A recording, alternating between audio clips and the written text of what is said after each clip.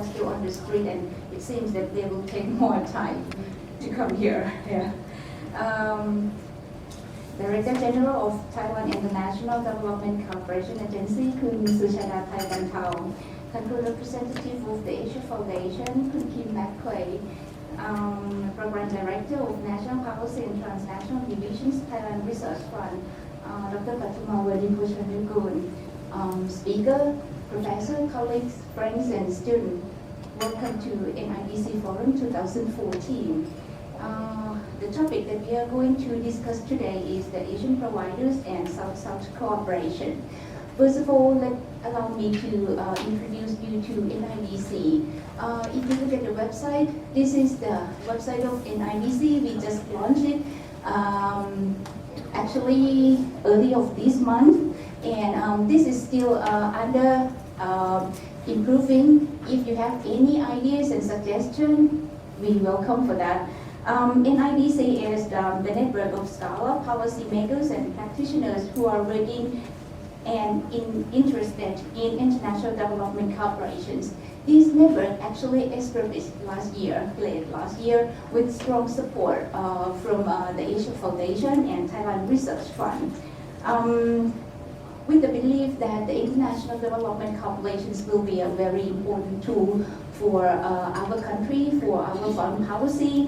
At the same time, we realize that the knowledge about Asian providers, Southern providers, and even in general, the international development cooperation is not widely known in Thai society. So we try to be the bridge between policymakers, scholars, and practitioners on these issues. We would like to promote these issues in Thai society and also in our region. NIDC so far plans to organize several activities. For example, the research project, because we are from academic and we think that working with knowledge is the most important thing. At the same time, we also plan to organize public forum, as we are going to do today, the policy roundtable. We would like to work closely with the policymaker. The ultimate goal that we would like to achieve is to support the policymaker and practitioner on the efficient and effective development cooperation programs, if possible. And of course, we also would like to disseminate all these knowledge and experiences to the society, not only in Thailand, but also in the region as well. The workshop today actually is a part of the activities of our network. Last year, we already arranged 2 workshops, but during that time, NIDC was not yet exist. So this year, this is the first workshop of NIDC, but it's the 3rd workshop for our group. Our group actually based at Thammasat University, but we work closely with TIGA, and we also work closely with NEDA, which is another organization that also provides development assistance to our neighboring countries also. In terms of issue, NIDC plans to work not just only for development aid, but we also will focus on humanitarian aid and food aid. We believe that these 2 issues will be very important in the next coming years for ASEAN and the Bangkok sub-region. As you know, we are in this region. Our neighboring countries are very important for us, and ASEAN will be the community by next year. At the same time, MDG goals will pass next year, and we are looking forward to the post-MDG goal. With that in mind, our network would like to study and also, if possible, provide information and policy recommendations to all stakeholders. Particularly about the South-South cooperation that we are going to discuss today. As we know, many countries are providing many things, but we do not know each other. We don't know who are doing what. And of course, that leads to the inefficiency and also ineffectiveness. With the ideas that development aid is important for developing countries, for the future, for the better future. So we try to think and support the stakeholders to design the efficiency and also effectiveness. That's why we hold the meeting today, and the key ideas that we would like to discuss for the whole day are first, of course, information sharing between the new Southern providers. Actually, India is not new. India provides support to other countries for a long time. Indonesia also is not that new, but we don't know much. Malaysia also. So in the morning session, we will listen from experiences of Indonesia, India, and also Malaysia, and also from Thailand too. And the afternoon session, which is the most important thing, we are going to talk about the M&E, the monitoring and evaluation, particularly the indicators. Many people say this is the weak point of the Southern providers because even we provide a lot of assistance to many countries. We do it without or even with this is less amount of evaluation. We do not have clear indicators for that, and that's why we are criticized. We have been criticized by the northern countries, and I think this is the step that we would like to work on. This workshop today will not come through if we don't have support from several organizations and several people. So I would like to thank the Asia Foundation for strong support for this not only workshop but for the NIDC. We also would like to thank the Thailand Research Fund for support, particularly on the research project. We also would like to thank the Faculty of Political Science, where I belong to, which provide the staff and also support to our office. I also would like to thank my staff at the faculty and also my colleagues from Thammasat University who joined this network. And of course, we cannot do anything without our partners from abroad. Our speaker, I would like to thank all speakers, Sachin from India, Kun Pirato from Indonesia, and here, and also Harisa from Malaysia. And of course, I also would like to thank Thailand, Thaiga, and also other audience who come to join the workshop today.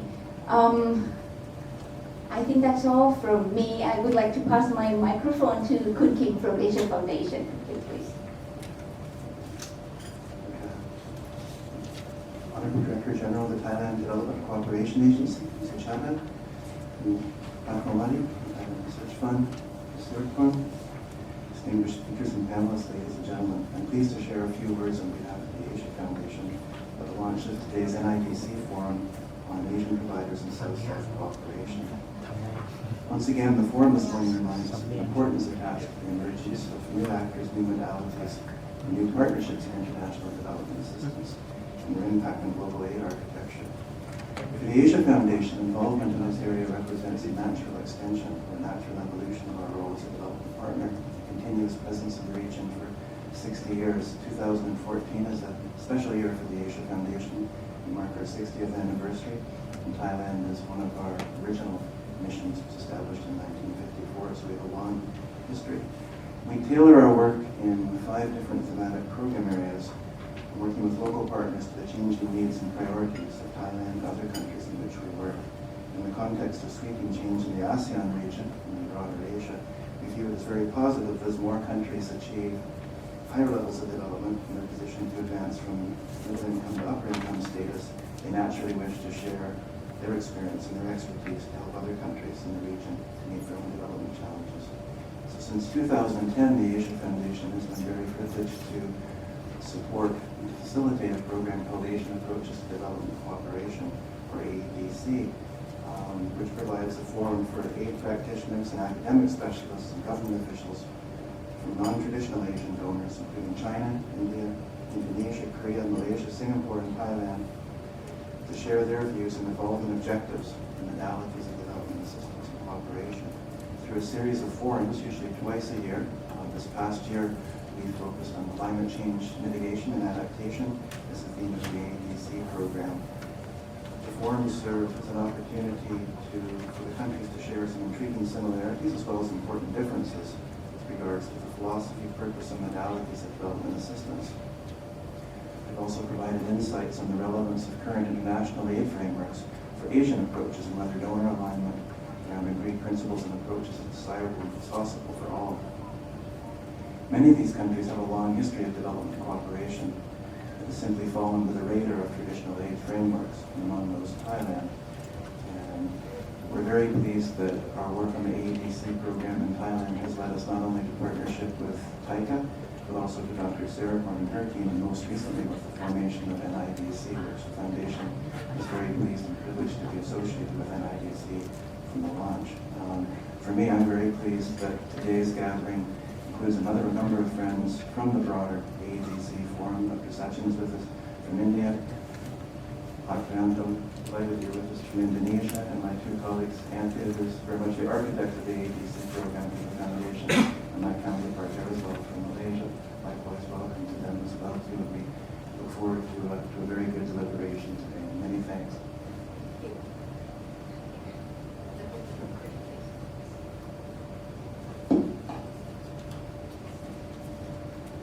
Director General of Thailand International Development Cooperation Agency, Kun Suchanda, Country Representative of the Asia Foundation, Kun Kim, Dr. Suriporn, distinguished guests and scholars, ladies and gentlemen. Today I'm very pleased to be here to greet you all in the occasion of the first NIDC forum on the topic of ASEAN providers and South-South cooperation. Personally, I have heard the word South-South when we talk about globalization, when we talk about WTO, we talk about South-South trade, South-South development. So at the beginning, it seems to be a kind of international political economy. But it's a great initiative, and I think this is really important, and I would like to thank and congratulate Dr. Suriporn that she successfully established this important network, and on behalf of TRF, we would like to support and see the progress of the real South-South cooperation, how far we can go, what are the obstacles, and what can be a model of development in what aspects. Okay, so I'm pleased to be here, and I think it's good that NIDC, as a network of scholars, policymakers, and practitioners, has caught up this trend and produced several activities regarding the issue in order to provide knowledge and information to Thai society. Unfortunately, I'm not be able to attend the whole day because we have another meeting, and that is a part of the role of Thailand Research Fund. That is, we support the content and write the paper, background paper for UNDP Thailand Human Development Report 2014, and they are going to launch the paper today, and we would like to attend and observe what is the success of at least the task of Thailand Research Fund as a supporter, and I mean in terms of content, to write something about Thailand Human Development Report. So that is one example of the role of Thailand Research Fund, and this is another role that I think very important for the progress of our development process, which I think ASEAN itself also is an example at how far we can cooperate under ASEAN, which is also a good exercise for Thailand as well. Okay, and for other ASEAN members country, and I'm happy that many of you are here to join this project, so we can see some linkages between those ASEAN project that TRF also support and this project. Okay, so for the workshop today, Thailand Research Fund believes that the knowledge and information shared among participants will be very beneficial, not only to all of you who participate in the workshop today, but also to the Thai society as a whole. Apart from supporting the research project, we extend our activities to support a kind of research utilization, which means we also support the way how to enhance the knowledge to public. So we can also organize a kind of public forum and some other activities, a kind of book publication or whatever. So I'm sure that with the high potentials of capacity of Dr. Suriporn and her team, I'm expected for very good results, and I believe in her because she worked in this field, probably the best experts when you talk about ODA in Thailand, and I'm very happy that she worked with us, and I'm very proud of this project. So on behalf of Thailand Research Fund, I'm sure that this workshop today will be, it's not a starting point, but a kind of initial process of the development of the network, and very, how to say, a starting point for expansion of network as well. So we hope the workshop today will be fruitful and successful, and I hope that everyone that attend this seminar can learn a lot and can share a lot of your experience, and hope to come back to this forum again next time. I'm really sorry for today. Thank you very much.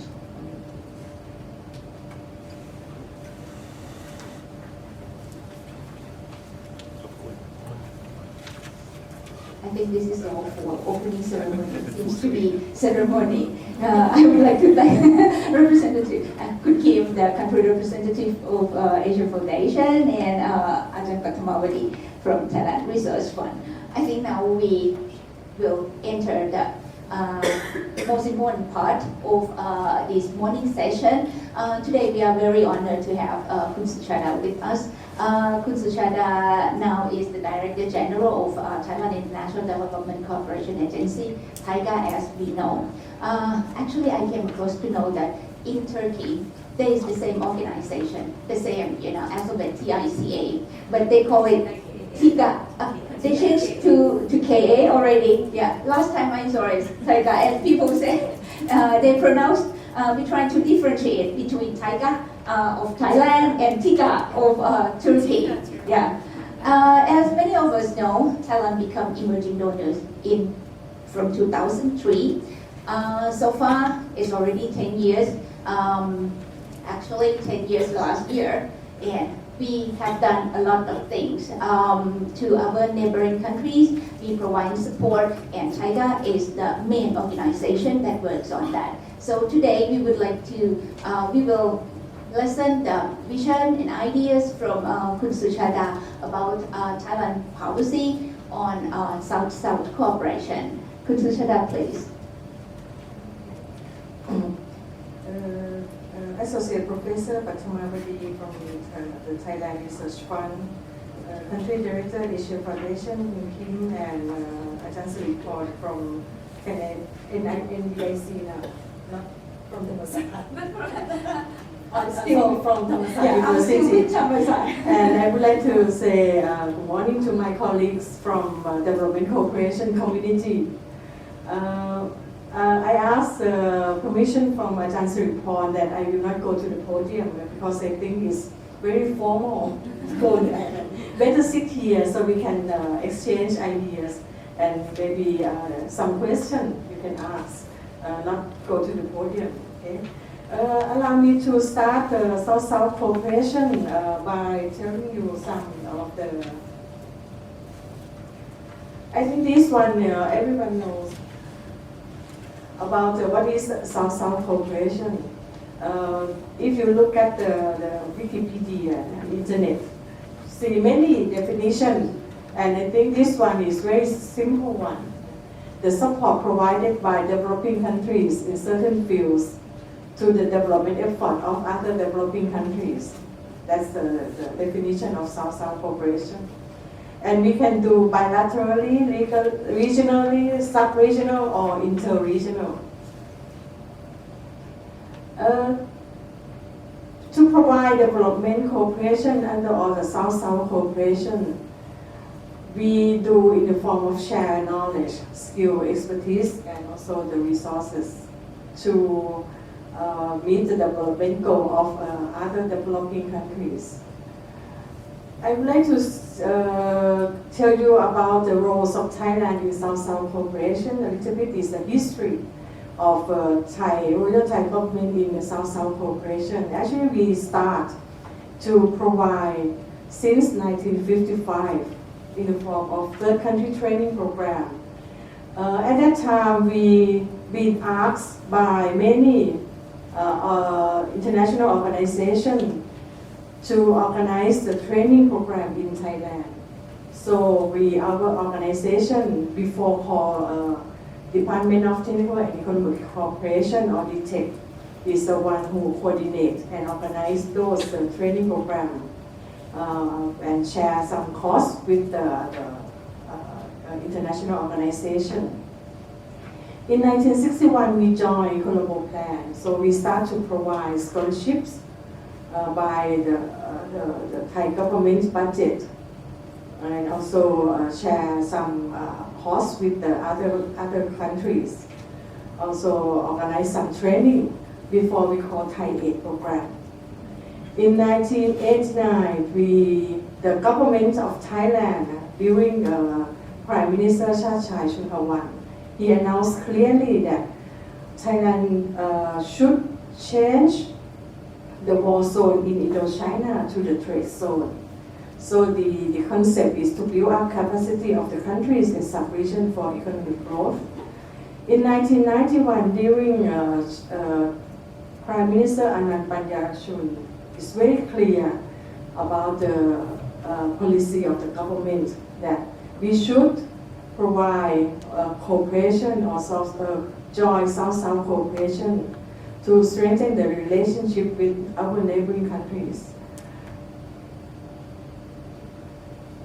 The roles of Thailand in South-South cooperation is very clear in 2003, when the government, at that time, the former Prime Minister Thaksin declared in the cabinet resolution that since 2004, Thailand would not receive any more grant, loans, or other form of aid except no time. So that's why in 2003, the government established two organizations to manage or execute official development assistance from Thailand to other countries. The first one is NIDC, which is the agency to execute the soft loan from Thailand to other countries, and also TIGA, which is execute the technical cooperation from Thailand to other countries.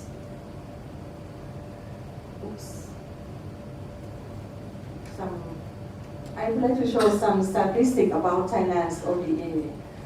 You can see that this is the reality in our life. When the government announced the policy, it doesn't mean that the budget will come with the policy. This is the reality. I believe that all countries face the same problems. In 2008, you can see the very high budget that we received from the government for the ODA from Thailand to other countries. And when we face the crisis, I think in 2009 is the financial crisis. Yeah, and so in 2008 and then 2009, it's dropped 50%. And this number, not only the technical cooperation, but also soft loan.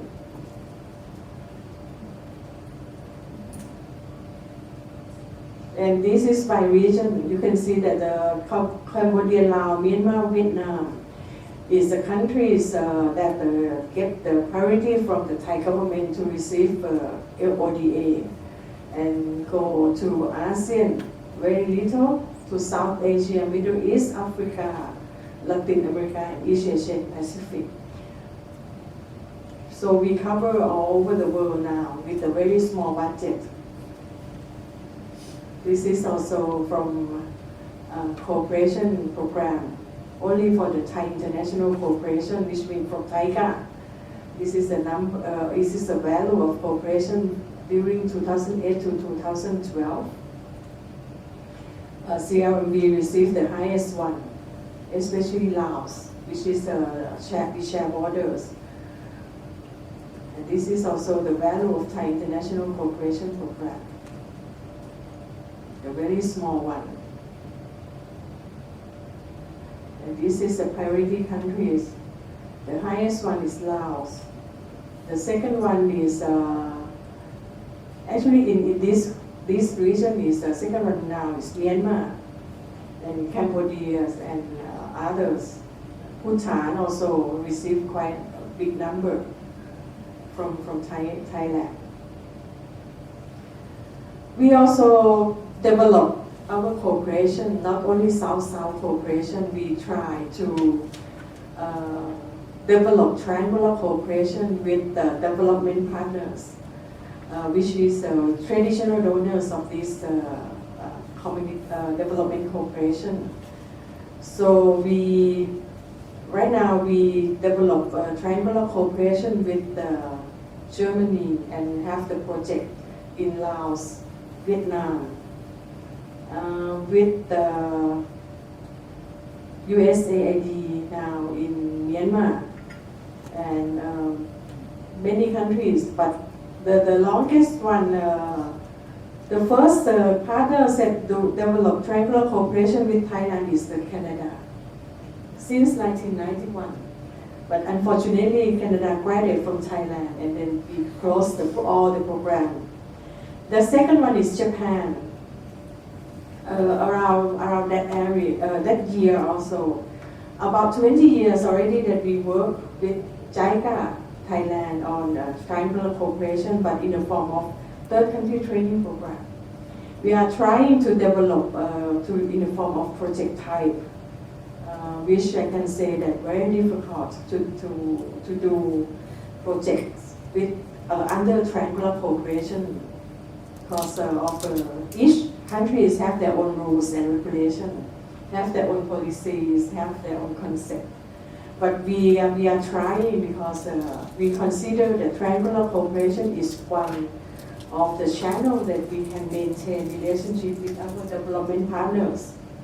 And also we can learn from traditional donors how do they manage the technical cooperation or development cooperation.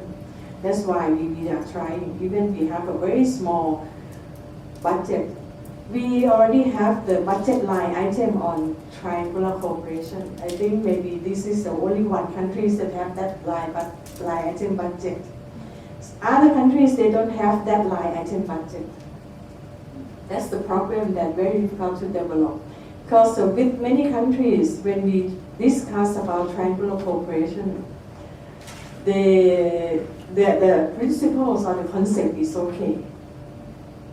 Accept because it's a world agenda, a global agenda. But when we talk about implementing, some countries they say that they don't have country program with Thailand, so they cannot develop triangular cooperation with Thailand because they utilize budget to Thailand to do that.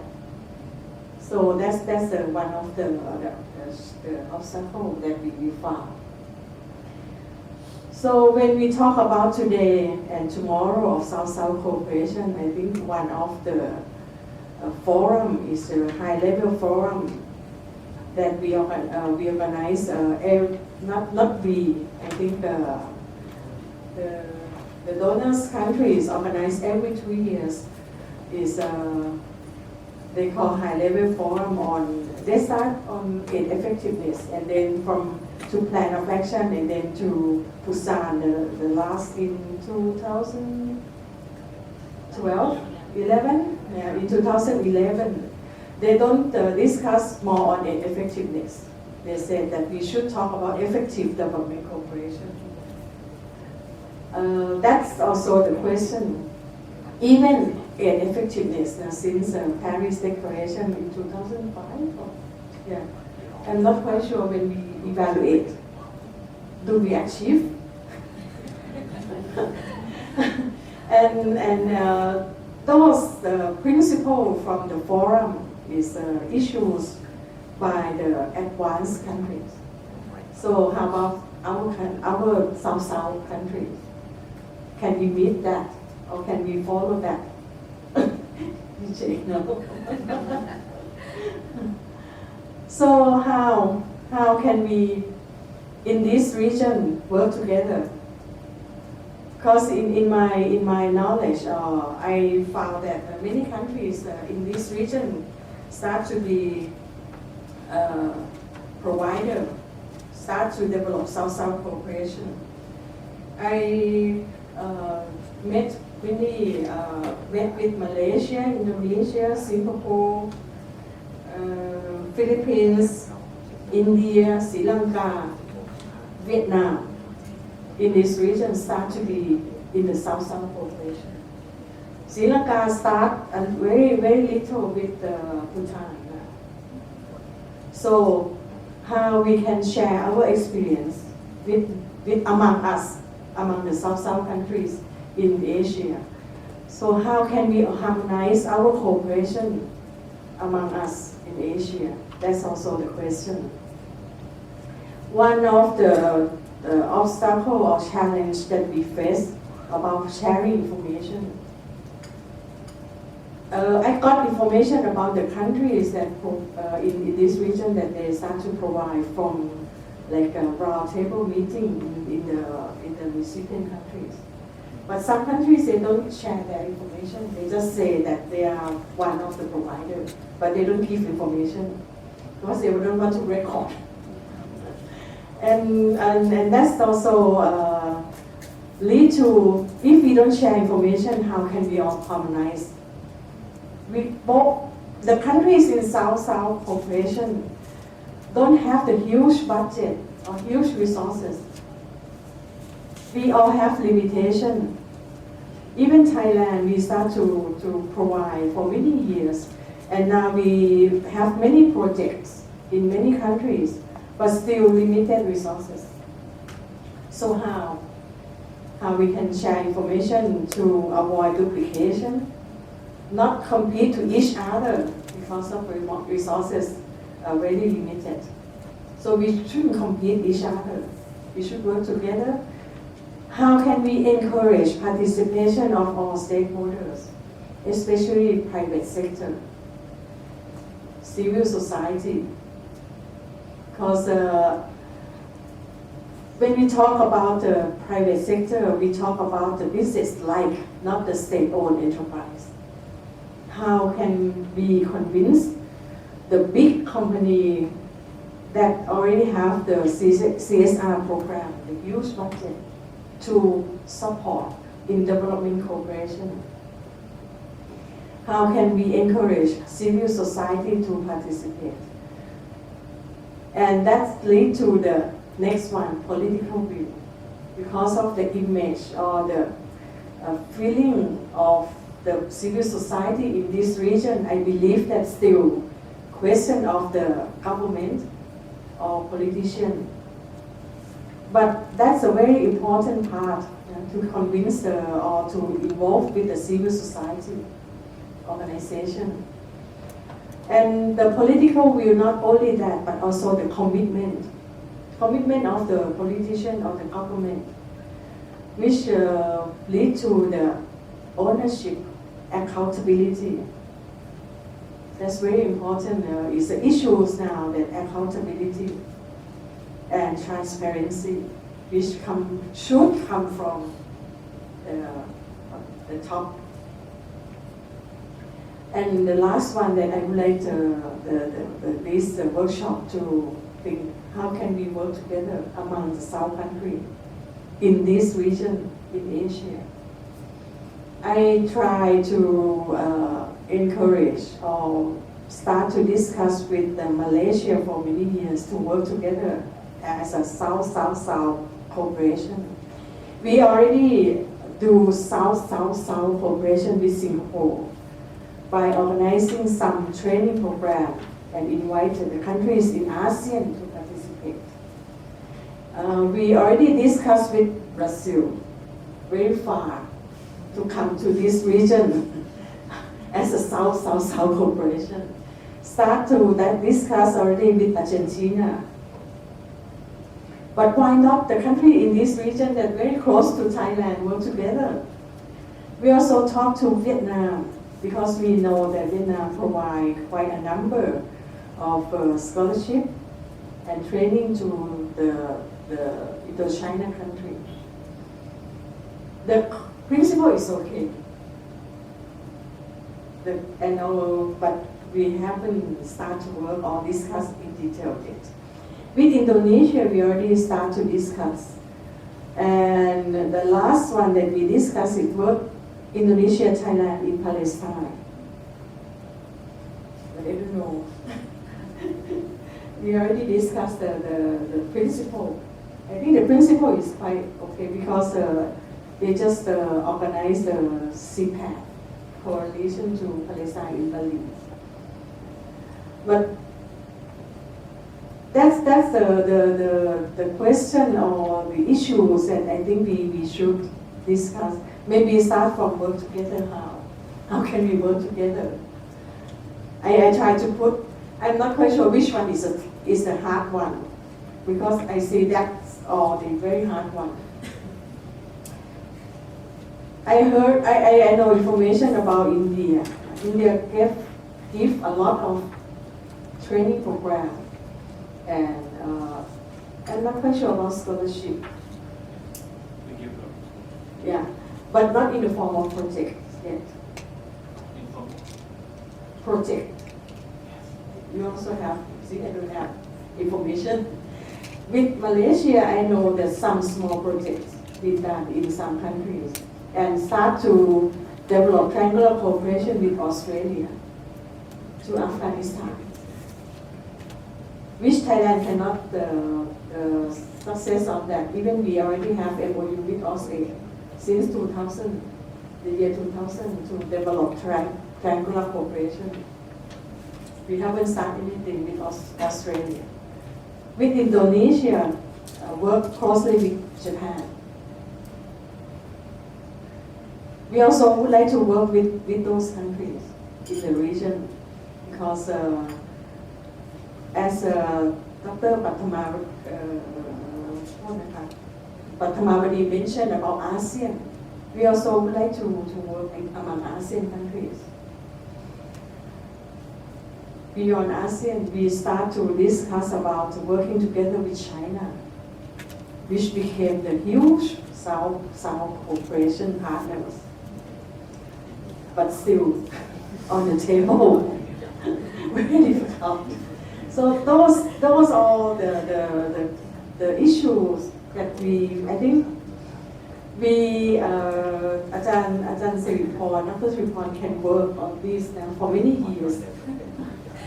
Maybe, you see, my experience working together quite difficult. That's a lesson from the cooperation framework in this region. We have Indonesia, Malaysia, Thailand, Growth Triangle cooperation. 3 countries start. Now they encourage bilateral under those cooperation frameworks. We have ACMEX. 5 countries under ACMEX, 5 member countries. More difficult. So we encourage bilateral also under that cooperation framework. So that's the issues that we need to discuss and then find a way how we can work together and then strengthen our South-South cooperation, as Dr. Sachin mentioned to me this morning, that we have to join hands. Right now, our South-South cooperation led by development partners or traditional donors, how we can get together and have a strong voice to say from the South-South country who work on under South-South cooperation. So thank you very much for your attention. I would like to throw this to the workshop. Thank you.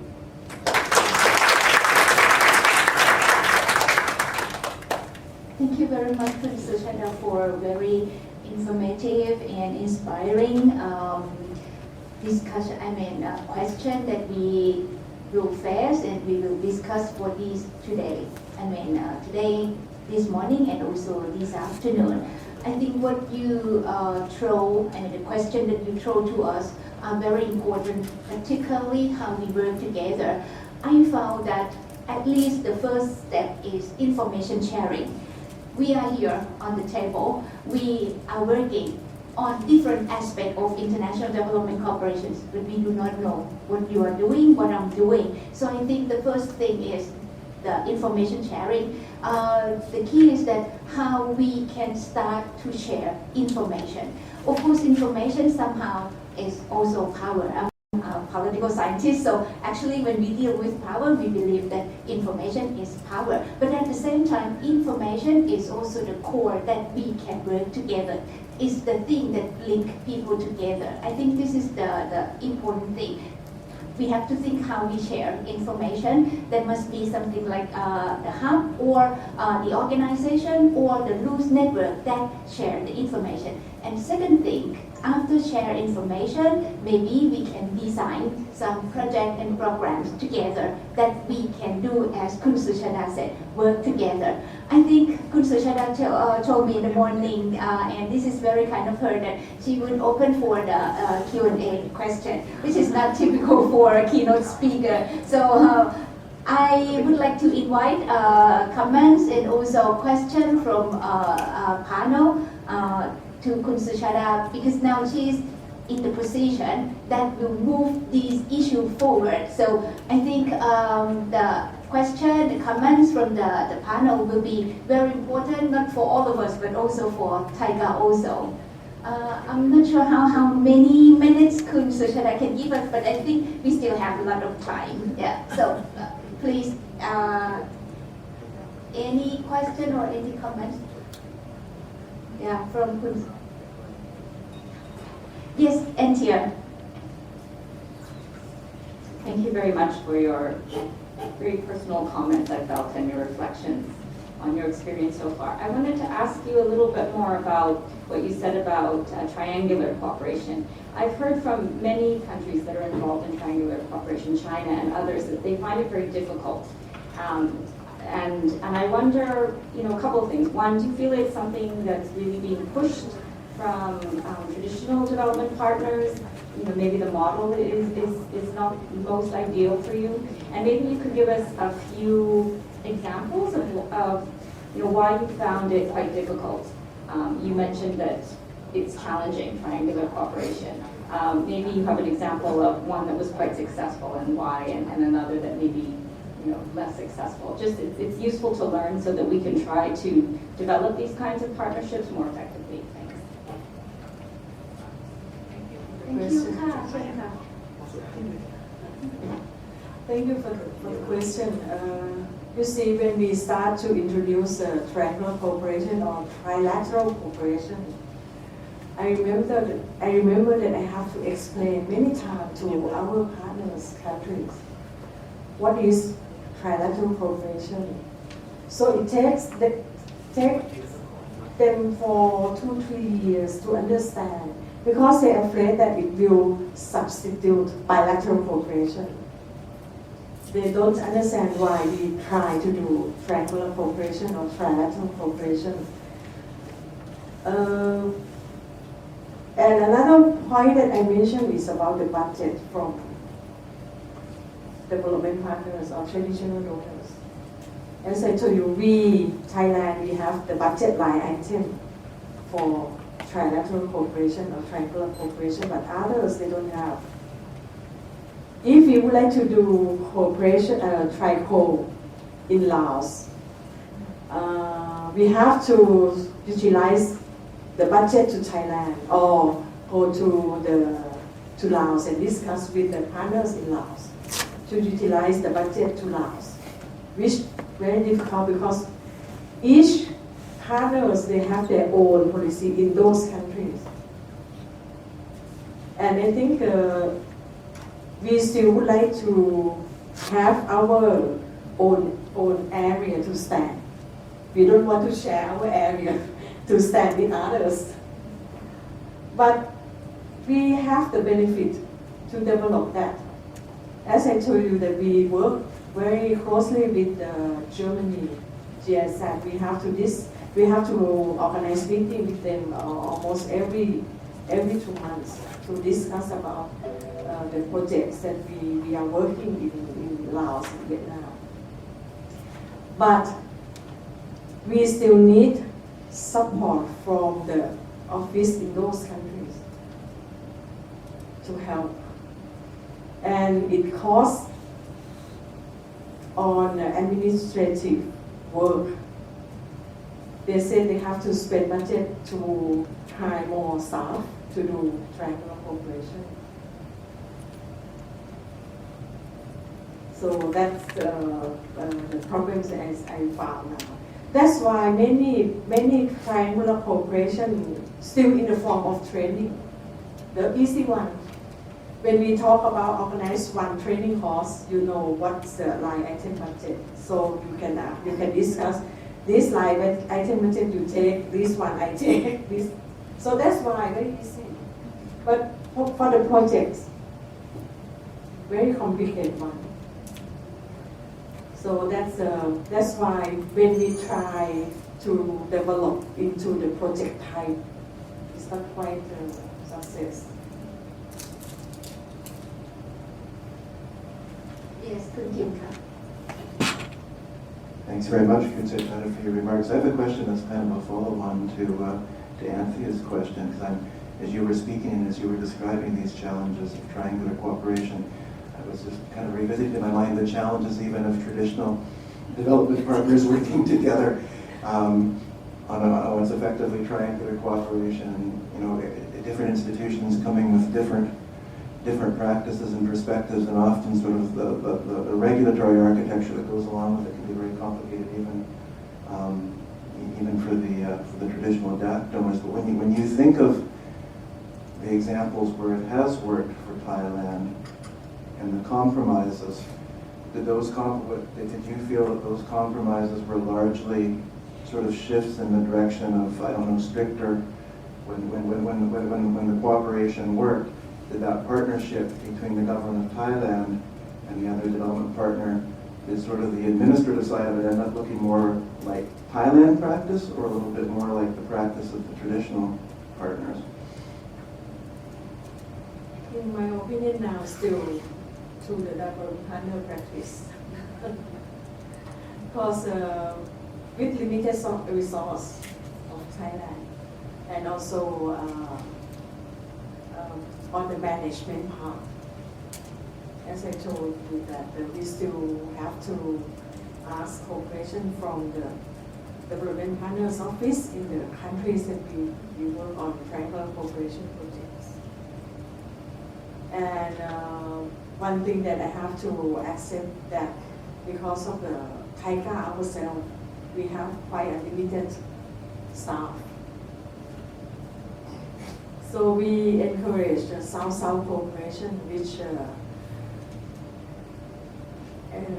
the policy of the government gives us a lot of vision to do. You can see that with the very limited resources in terms of budget, we have to cover all over the world. That's one of the challenges that we have to do. And also the concept or the understanding of each development partners, as you mentioned. Because I just discussed with EU when I said that each partner's rules, regulation, you do on your rules, regulation. You don't have to transfer any budget or transfer any money to our account. You spend from your account, I spend from my account, and then we discuss. So they are quite happy now. Because they don't understand, they thought that they have to transfer their budget to Thailand or to Thailand, which that's one of the problems. So with many development partners, and we already have MOU, but not exercised yet because of this understanding. So I think we are quite flexible. Even we still have a problem about our own rules and regulation, especially on financial regulation. but we try to be flexible as much as we can.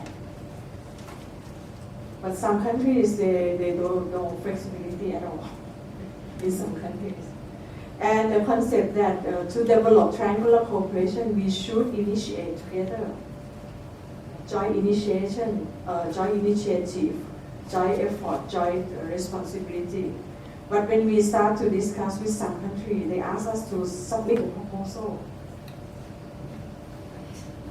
So we are not quite sure we are equal partner or we are still recipient under triangular cooperation. Actually, we tried to develop triangular cooperation because the concept is equal partners. It's different from South-South cooperation or North-South cooperation. But some ask us to submit the proposal. What's the difference between proposal and request? We try to avoid the word request, but it's the same meaning. Right? So that's the understanding.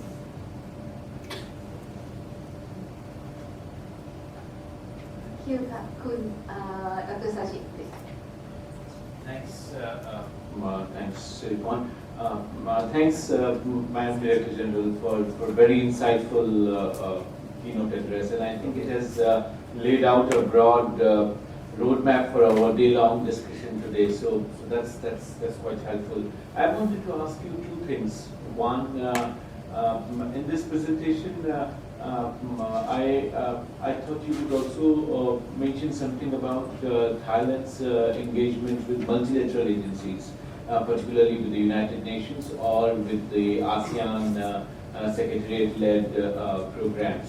And my question there is how you look at the UN-led programs. Is TICA engaged in those kind of programs? Is Thailand providing support to multilateral agencies or multilateral initiatives that are there? Second is in terms of, has Thailand contributed in terms of creating any kind of global public goods or even regional public goods in terms of say access to medicine or initiatives like that? Thank you. With the UN organization, we work very closely for many years since we start to develop our countries 50 years ago. And then we just shift our relationship to be partnership program, not recipient donors with not only UN organization or international organization, also with the countries. So right now we still have partnership program with the traditional donors, only some. Right now only Japan, EU, USAID, and what else? And with the UN, we already developed the United Nations partnership framework with the UN organization. And we are the focal point on the one of the theme under that UNPAP, we call UNPAP. We are the focal point on international development. ใช้คำว่า international cooperation หรือ international cooperation. We are the focal point on that. We call issues. And we in TICA we work with UNDP, UNFPA, and UNICEF. Only 3 UN that we work with. We support to UNDP in the terms of membership fee, and also I think as the partners of the Thai government, we also support in terms of privilege to those agencies that work in Thailand. For Ministry of Foreign Affairs, the membership fee is quite a big volume of budget that we support to the organization, international organization in Thailand. So we still would like to develop, even UNDP cooperation to Thailand, the volume is quite small now. But still, we still work with UNDP closely, and also UNFPA and UNICEF. I think UNICEF very small number. For UNIDO, you have to ask Ministry of Industry, FAO, Ministry of Agriculture, WHO, Ministry of Health. And for the public goods, we try not to with the medicine. No.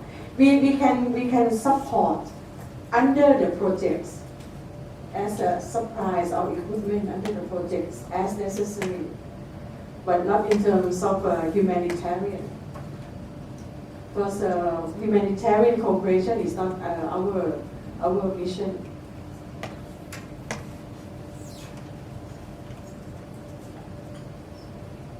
Any more questions, comments?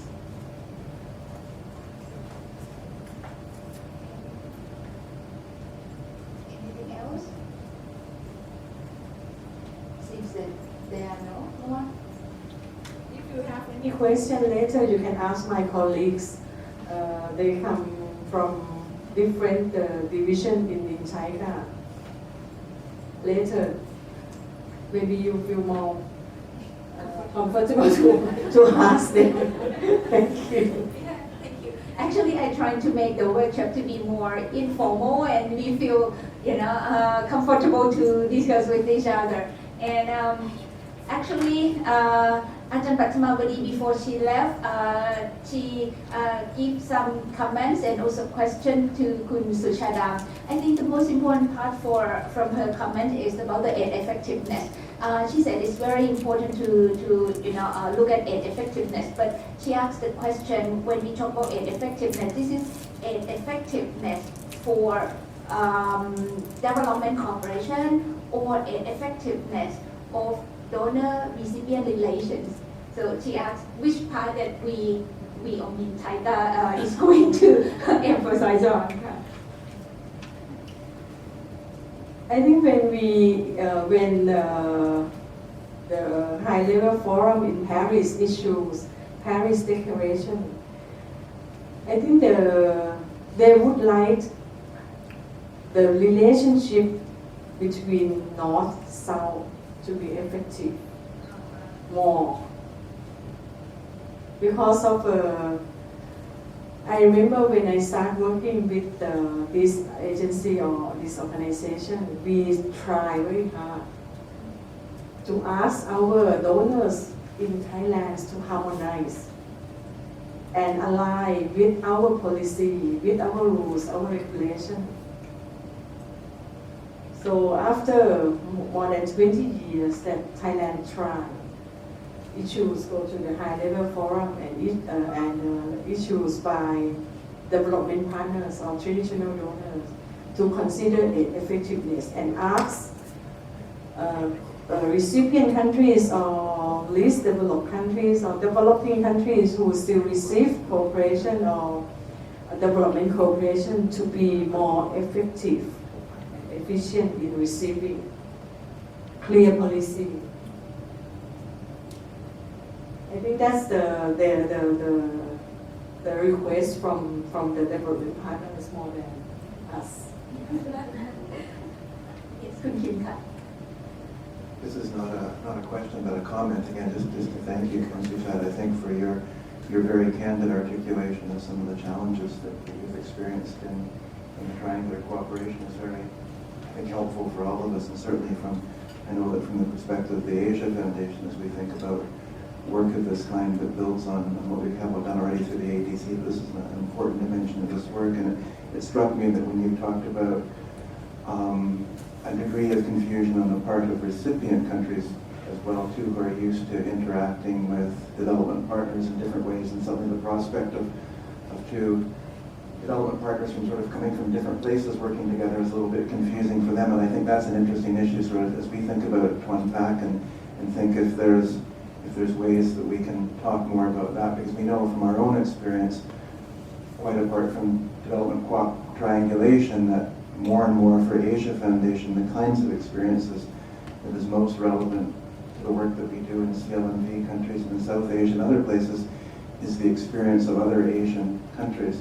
You know, historically, looking to the experience of North America or Europe was fine, but nowadays the experience of Asian countries that have dealt with challenges in similar political, economic, and other contexts is just so much more relevant. I think if we can think about ways that we can challenge the thinking of recipient countries as well too about the relevance of triangular cooperation, that maybe the call from them can help to facilitate as well too. So it's not simply Thailand having to deal with traditional partners, but also looking to those recipient countries to help in this effort as well too. Just something for us to think about.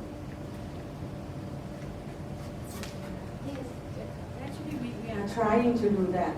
When I mentioned about joint initiative, it doesn't mean only development partners and Thailand initiate, but also recipient countries, the third countries. We have to sit together and we introduce the idea that we work together to them, and then ask them what they see, how we can help, what's the capacity or what sector that they think we can do. That's our principle, and we try not to work on the ongoing project of each one. If Asia Foundation already have the projects in Laos, we don't want our triangular cooperation under your projects, your ongoing project. It should be the one that on the top, or utilize all the knowledge or experience that you already done there, and sometimes Thailand already done in those countries, but not on the top of the ongoing activities or projects of each other. That's our principle. Any more questions or comments from the audience? I think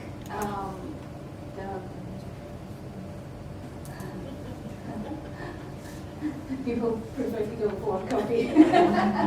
Yeah.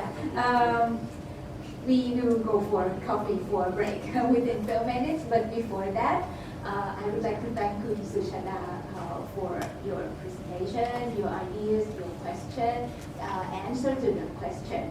The most important thing is that from my experience, I worked in this field for a long time, and I didn't see, people like Khun Suchada that commit and also have a vision for, these issues. And particularly after 2003, we know that these organizations, particularly DTEC, was annexed to be a part of Ministry of Foreign Affairs. And at the beginning, many people thought that it would be great because it seems that the government gives priority to the policy. But after that, I think many of us know what's going on. And now with the leadership of Khun Suchada, I think we are going to open the new phase of this issue, of this policy for the government and for the country. So I hope that from academic world, we would like to work with Thailand, and we also believe that this is the way that Thailand should work with our neighboring countries, work as the cooperation and the equal partners. Everybody please, together with me, thanks Khun Suchada for her presentation.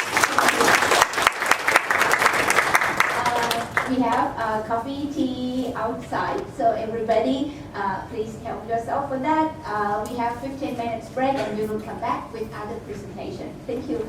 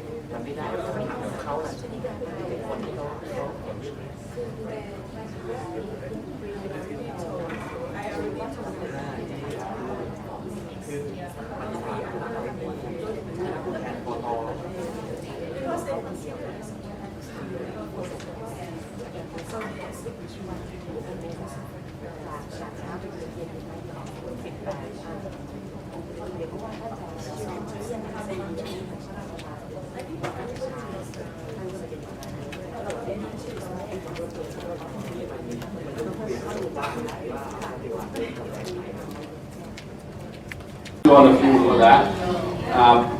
As Honorable Director General laid out in the morning, the 5 questions, and I think those 5 questions and on how we can harmonize, how we can share information, how we can encourage partnership, what kind of political will that is required, and how we actually look into the way South-South cooperation providers can really partner among themselves.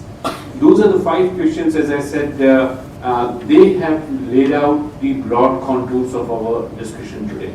And this is also a concern for us in terms of how we look at South-South cooperation. There are a couple of issues that I would like to highlight in terms of addressing the very question of the rationale, the magnitude of it, and also the outcome that we expect from South-South cooperation. As you know, and Professor Siripon also mentioned in the beginning, that we are not the new providers or new partners. We have been there, and you in your own presentation explained how right from 1955 onwards Thailand has been engaged, and I have written out on the historical context of India's development cooperation, and we have been there providing assistance since 1946. So that has been the spirit of sharing and solidarity, and I think it comes more from the Asian values of compassion, of kindness, of sharing. That those larger ethos and values that Asia has shared in our evolution and in our genesis for our economic growth are the broad philosophical contours that guide us in terms of sharing what we have. Even if we have one bread, we share that across the partner countries. So that is the basis for us, and this is different from the northern idea of charity. And that idea comes in once you realize that you have enough for yourself that you can share. So there is a basic distinction. We can share even if we do not have sufficient with us. Whatever little we have, we would have this idea of sharing. But in case of not, the first thing is ensure for yourself. Once you are well done for yourself, then think of charity. So it's idea of charity and there is idea of sharing. So these are the two value drivers, two triggers that we need to understand, which are distinguishing us. And there is an excellent book by a Japanese economist, Yanagihara, who has written out extensively well as to how this distinction really lays out in public domain. So the distinction between framework approach and endowment-based approach is the one that we need to bear in mind.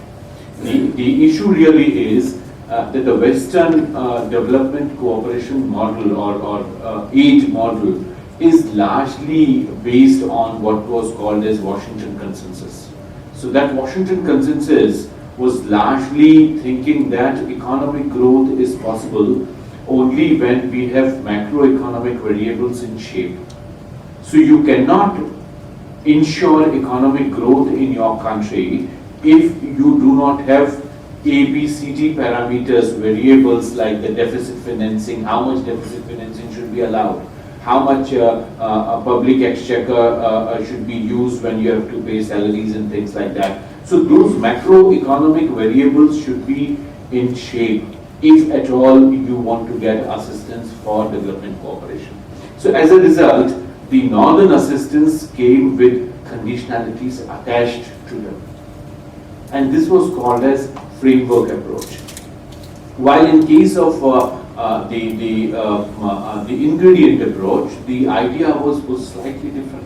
And the idea, and it was laid out by famous Latin American economist Raul Previs. And Raul Previs said that economic growth is possible even if there is disequilibrium. So you don't have to work towards bringing economy in shape if you at all want economic growth to take place. So with this equilibrium, economic growth is possible. So you should partner. And as a result, Latin American countries, particularly led by Argentina at that point, but then you find Brazil and others coming up, and of course in Asia, China, India, and then South Africa. These countries came up as emerging economies, largely carrying forward the ideas which emanated from this whole debate. It was there in 60s and 70s talking about the idea of economic growth even in times of disequilibrium. So Samir Amin and others then articulated that forward. So what I'm trying to say in this slide is largely this distinction that we see in South-South cooperation. I have already circulated and it's there in your folders, a sort of policy brief which we issued as part of our effort on FIDC, and this is there with you. In India, we have what we are calling as FIDC, Forum for Indian Development Cooperation. And if you see the first and second page of this, you would find we capturing key elements of South-South cooperation. So we have mentioned points about equality between partners, fostering national and collective self-reliance, and that's Ma'am Director General, when you raised this issue of how we can share when Thailand would have competence in certain areas, we cannot share that area with other countries. And this has happened in case of India sharing rice production with Vietnam. And now Vietnam is beating us in rice exports. So this has happened. Now we are in competition with Vietnam, and there are people who are saying that why did we give this technology to Vietnam? India gave money to build up Vietnam's national research institution for rice research. Then India gave germplasm. Then India sent scientists for 10 years to bring in the expertise for breeding. And now it is happening that Vietnam is one of the competitors for rice exports. And it is not confined to rice alone. Areca nut and other major commodities, even ginger production, ginger export, dried ginger export. Vietnam and India are two major competitors. Same is happening with Bhutan.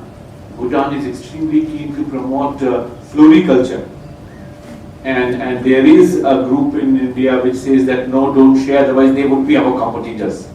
So this dilemma, this challenge is there all across, and we need to see how we go above it, how we see that the countries which are there in that particular sector move on with competence and do product differentiation so that they create avenues for others to enter in, but they move beyond floriculture, they move beyond commodity production and get into the ideas of competitive advantage. So if you see the second point, second page on this policy brief, you find mutual benefit as mentioned criteria for South-South cooperation. So fostering national and collective self-reliance, mutual benefit, nature of non-conditionality, voluntary and demand-driven approach, and multiplicity of approaches. So with this, we have tried to create a debate in India from our platform with the government and also with the civil society and academics to see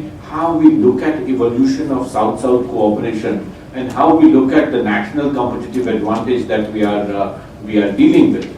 And that's the reason why we say that the triangular development cooperation or the idea of South-South cooperation, they are on two different ladders. One talks about aid effectiveness. So North or Paris Declaration talks about aid effectiveness. We talk about development compact. Because aid effectiveness has no meaning if we do not talk about policy coherence. Like for instance, if USAID is giving assistance to Chad, Burkina Faso, Mali, USAID giving money for the farmers in these countries, but the US Department for Agriculture is giving subsidies to their cotton grower farmers, which are 150% more subsidized than the cotton producers in Africa. Then what happens is that the American farmers dump cotton in the global market, which lead to the complete crash of the commodity prices for the African growers. And as a result, there is huge loss of employment, there is huge loss of returns on the production which the farmers are producing. They can't even sell in their own markets because cheaper cotton is coming from United States of America. Same is happening with sugar. Cheaper sugar is coming across from other countries. So as a result, the local producers are not able to survive. So where is the policy coherence? USAID giving few $1 million to agriculture farmers and US agriculture policy dumping products, commodities in countries, then their industries cannot survive. Their farmers cannot survive. And we have in case of India, farmers who are committing suicides because of this major question.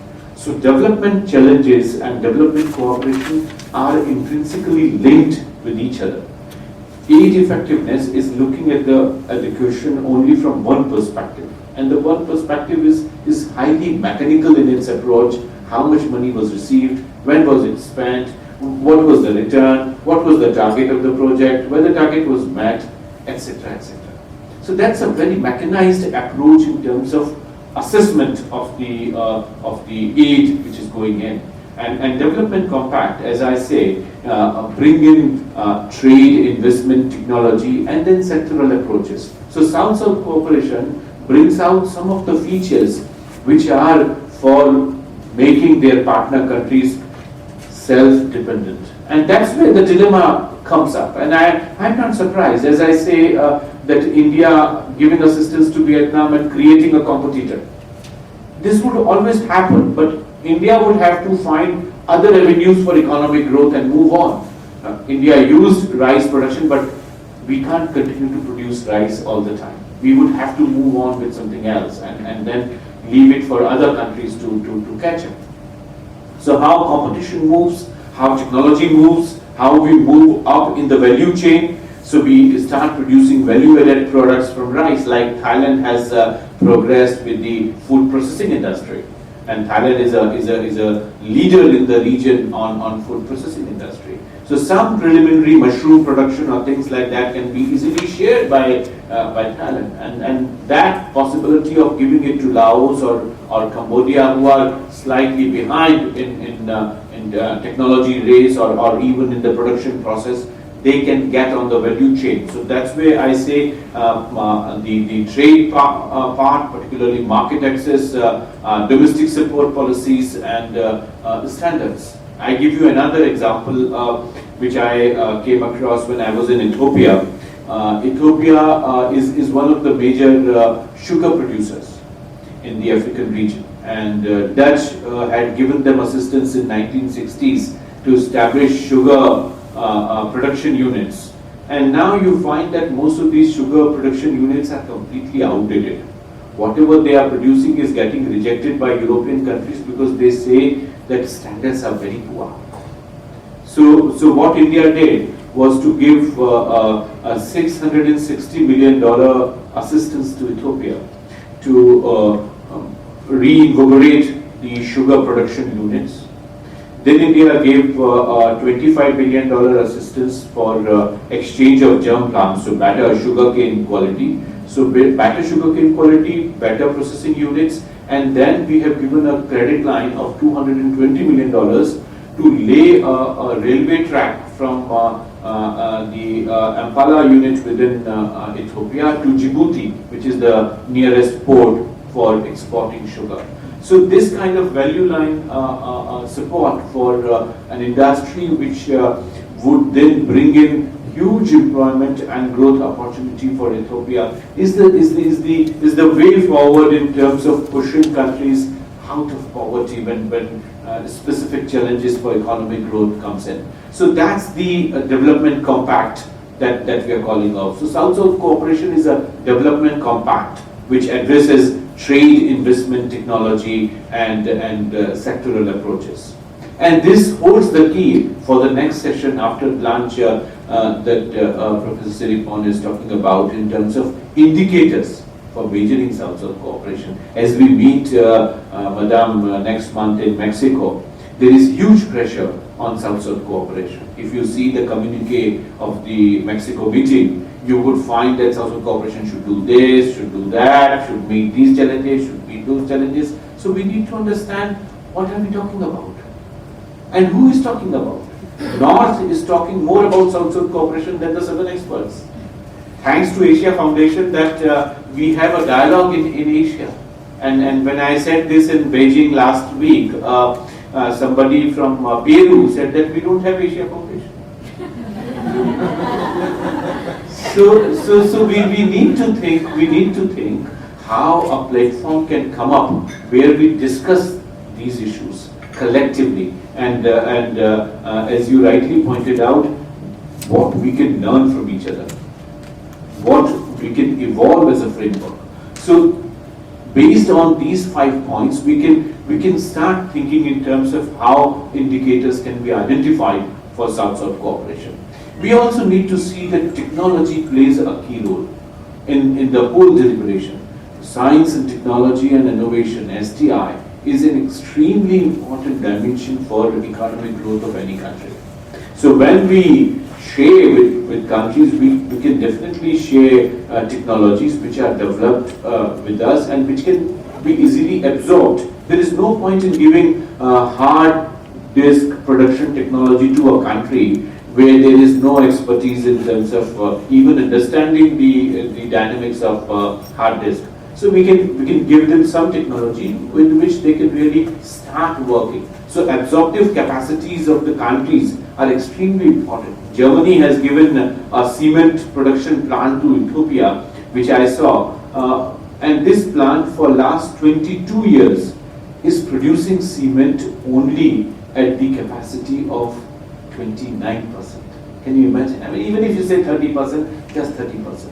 So there is no point in providing technology and production units which cannot work to the optimum capacity that they are given for. And that's a big challenge in these days when we share technology and knowledge sharing. So we need to see how research and development can really bring in sectoral growth. So if a particular country like Bhutan, if they are keen for producing flowers for export, a tissue culture technology is enough for them They don't need agriculture biotechnology to help them to grow flowers. They don't need it, and there is no point in giving them that kind of technology. So from that perspective, we would have to see what exactly is the requirement and what is the scope for giving that kind of help to them. So the key points that I'm trying to say here is definitely, and as I said in the policy brief, we have tried to capture this idea of self-reliance so that we don't endlessly feed. And this is one major challenge that we find northern aid or assistance programs have created continuous dependence until and unless countries have really shut off. So Thailand in 2003, when declared that they don't need foreign aid or assistance or loan, was exactly the time India declared that they don't need aid from any other country. 2003 March was the time when India declared it and said that we don't need foreign assistance, and then eventually settled for G5 countries to give assistance. So we need to think how we can make our partner countries, and for Thailand it would be Cambodia and Laos, how they can be made independent. So how we create capacities, how we create institutional infrastructure so that they engage themselves. I have identified here essential principles that I see which governs outside cooperation and the modalities that we see. And my idea is that the indicators, Sathorn, we should think of indicators in these lines. We should not think of indicators as broad headline numbers, which OECD DAC does. And that's where the distinction would come in. So we don't have to fall in the trap that OECD DAC has laid out for us. We would have to be more indigenous in our thinking and in our approach. So respect for national sovereignty, national ownership, independence, equality, non-conditionality, non-interference, mutual benefit are the essential principles of South-South cooperation. And what are the modalities? Modalities are capacity building and institution building, in-house training program, technology transfer, financial assistance, which is in form of grant, or even loans like lines of credit and humanitarian assistance. Now, these things can happen independently, and they may be part of the same. Like, for instance, when India is giving lines of credit, there is an element of capacity building. So, I was in Mozambique, and I saw India has given a solar panel production unit to Mozambique with assistance of $220 million. And with this unit came a training program for Mozambique. So some 10 scientists from Mozambique came to India for training of solar panel, how it is produced, how the circuits are laid out, and it was in form of a project. So you combine all these different modalities into one comprehensive package for assistance and for partnership. So you ensure that the loan that you are giving would come back to you. Because if your partner country falters with that loan, then the money goes. And for India, it is good investment because that money is coming back to India. And then Israeli companies, and I saw one of the Israeli projects in Nepal, where they also go one step further to become part of the running management of that unit, which is in this case for Israel, it is milk production plant. So Israel is part of a Nepali milk production unit. So they gave loan, they let out the milk processing unit, and they are also part of the management. So then you have control over finance, and you help your partner country come out of that loan conditionality. There are key challenges for development cooperation, and as I say, evaluation and evidence collection. We would have to be very careful, and there were colleagues from your university in Beijing. West is trying to bring in this dimension of monitoring. I would be the last one to allow this kind of concept to come in. Monitoring has to be done by Thailand. If Thailand is providing assistance to Laos, it would be joint partnership of Laos and Tika to do the monitoring. Nobody else has a job to do monitoring of this kind of flow, which is a very bilateral program. because we say that South-South cooperation is demand-driven. So demand-driven is something that Laos needs. Now what that is saying, and if you pick up the literature from the Western academics, they say that no, it's not the government alone. Civil society is also important. So civil society from Laos should be engaged if TICA is providing assistance to Laos, which is not correct. They should be engaged, but more as part of evaluation and more as part of evidence collection, and not superseding the state's role in monitoring. The monitoring part has to be essentially led by the state. And that's where we need to distinguish and discuss more what we mean by monitoring, and how we need to avoid the idea of external evaluation of the bilateral program. South-South cooperation is a bilateral program. It is not at the level of multilateral. So very often you find even United Nations saying that when post-2015 agenda comes up, post-MDG agenda comes up, what is that South-South cooperation is going to offer? Tell us. What is the role South-South cooperation has? So the question comes up that South-South cooperation is not a money that we can just give you like that.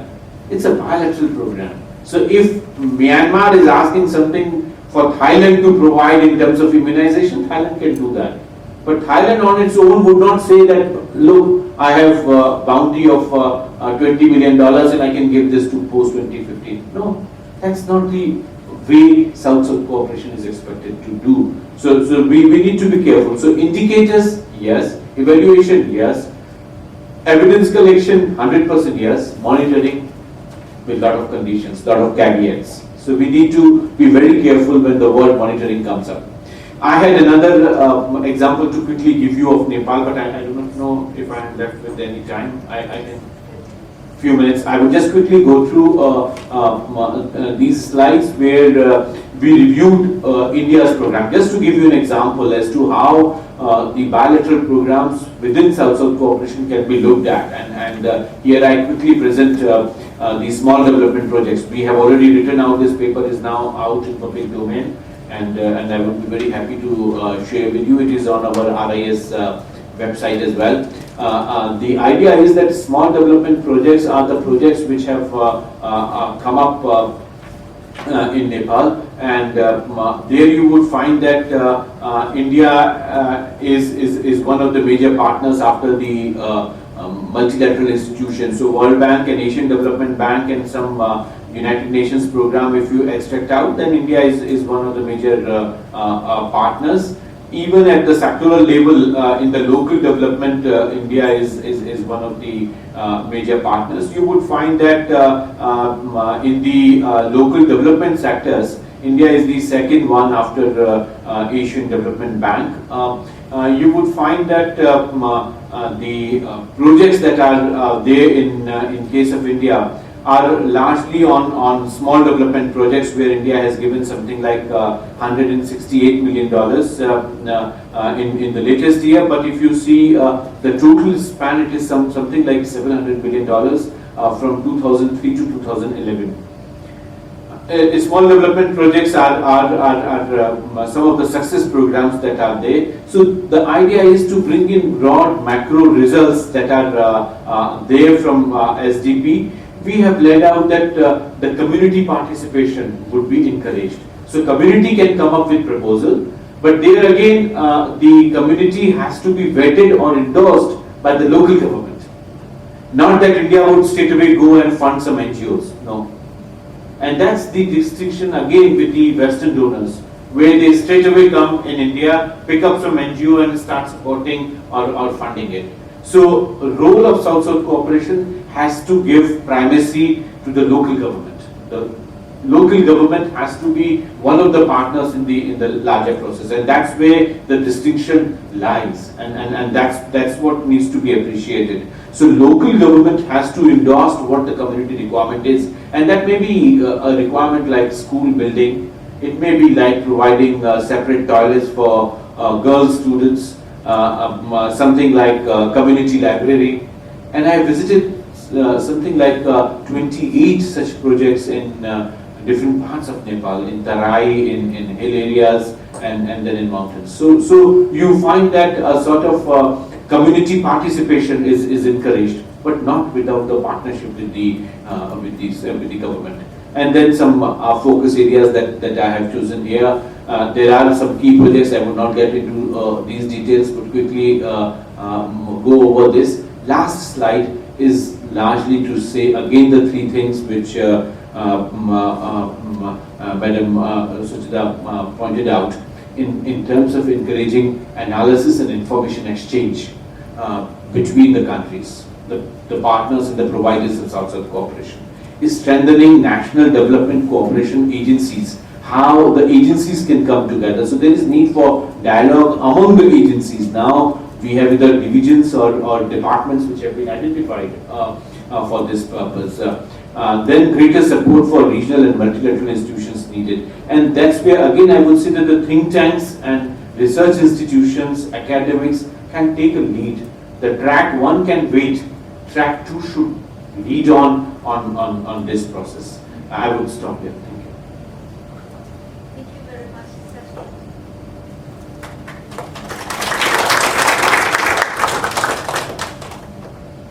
It's okay? Okay. Thanks so much, Sachin, for your presentation. And I think the key question that you raised is very important. The indicators, the monitoring and evaluation. I think the point is that we need the system which reflects the South, which is different from the North, but also we also have to cover the diversity of the South. There are several types of aid process here, and also the national interest of the donor.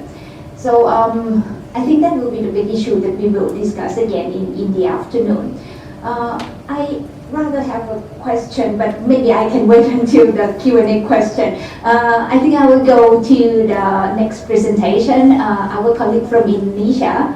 Actually, as we know, Indonesia is very active in the South-South cooperation.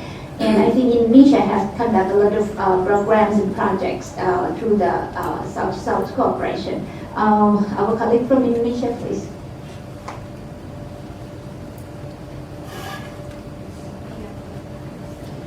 Yeah, thank you, Professor. So, good morning, everybody, Madam Director General. Thank you. First of all, thank you for your opportunity to bring Bappenas or our experience to this important forum.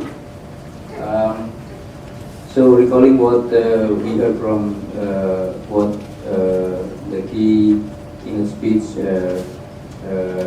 mentioned, that in this forum we will sharing our experience, particularly for the experience among the Asian or Southeast Asian countries.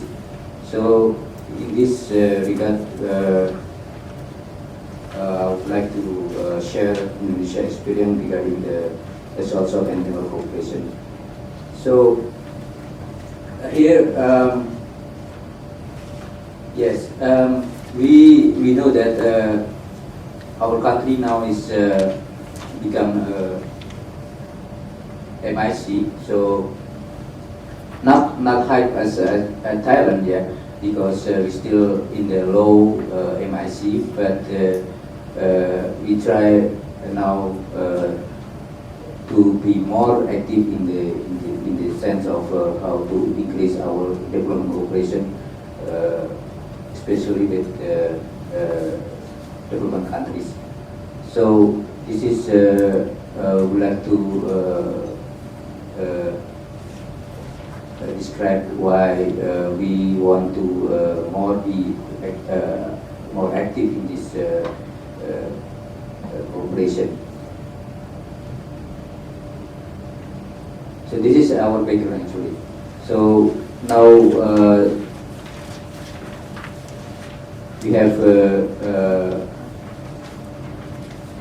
mandates from our constitution that we have to more be active in the national fora. So also we will. So we are also a member of MIC or G20, But another question that we know that Indonesia also active in the press declaration, as also Thailand involved in that forum. So currently, our minister is one of the co-chair of Global Partnership for Effective Development. This is a forum for post-Busan forum in 2011, and we will have Mexico meeting next month to be the most important thing that for Indonesia is bring this forum more be sustained. So that's why we also will find other countries to be successor of the co-chair of NIDC. For back to our South-South cooperation, so we have condition that our South-South cooperation currently still in fragmented, and we found that it's not optimal also and not sustainable. So that's why on this problem that we need to revitalize our Indonesia South-South and Regional cooperation. So for revitalization of this cooperation, we set up some effort to be more put SDC in the legal framework. So we put the South-South cooperation in our development priority, in the RPGM or National Medium Development Plan 2010 and 2014, and we will continue this cooperation putting in this legal framework in the next medium-term development plan. Also, we are now establishing of the coordination team. So instead of having a single entity like TAICA, so we still ensure with coordination among core ministry who already have experience dealing with the South-South and the cooperation. Also, now we try to formulate the grand design and blueprint of the Indonesia South-South and Regional cooperation. So the draft is already submitted to the President Office, and we still waiting for the presidential endorsement. So the mandates, this is actually showing how the mandates to dealing with the South-South cooperation. So in the Constitution Preamble 1945, we actually put the sentence that Indonesia have to be more active in the international fora. So this is actually one of our legal reference to be more active in South-South cooperation. Others, as I said to you, we put this cooperation scheme into the national development plan, and according also to in relation with the particularization, we in 2009 actually established Jakarta Commitment. So we also put here in this Jakarta Commitment is one of our reference. So based on that, we set up the vision and mission. And this is actually what we think about how Indonesia can be more active in the development cooperation. So we set up 3 pillars for our development cooperation. One is for transfer of knowledge, second one is investment leverage, and the third one is international cooperation. So in this blue box here, actually this is what we more focus on how we can deal with the South-South cooperation.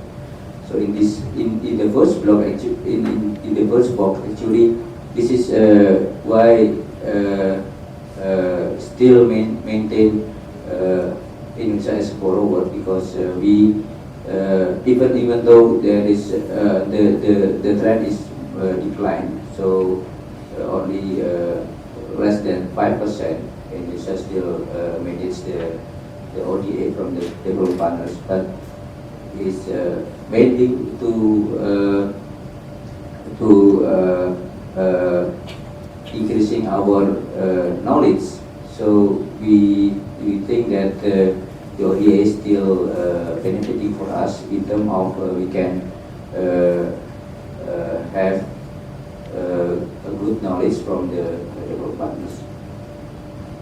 And the second box, actually, this is kind of how we can involve the investment, the private sector into our development, national development. So we also now promote the PPP and direct lending, to be